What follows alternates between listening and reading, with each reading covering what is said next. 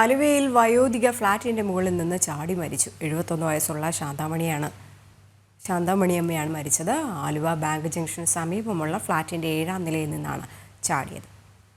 സുധീഷ് ഗോപാലുണ്ട്. സുധീഷ്, എപ്പോഴായിരുന്നു ഈ സംഭവം ഉണ്ടായത്? പോലീസ് എന്താണ് പറയുന്നത്?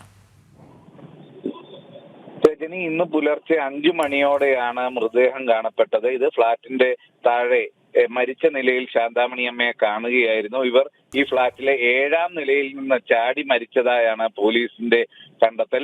അവിടെ കസേര ഇട്ട് അവിടുത്തെ വിൻഡോയിൽ നിന്നും ചാടുകയായിരുന്നു എന്നാണ് പോലീസ് പറയുന്നത്. ആത്മഹത്യാക്കുറിപ്പും കണ്ടെടുത്തിട്ടുണ്ട്.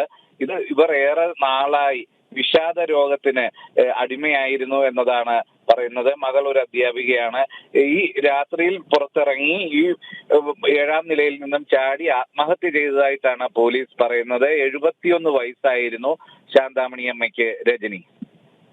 ശരി, വയോധിക 7ാമത്തെ നിലയിൽ നിന്ന് ഫ്ളാറ്റിൽ നിന്ന് ചാടി ജീവനൊടുക്കുന്നു. ആത്മഹത്യാക്കുറിപ്പ് പോലീസിന് കിട്ടിയിട്ടുണ്ട്. വിവരങ്ങൾ നൽകുകയായിരുന്നു സുധീഷ് ഗോപാൽ.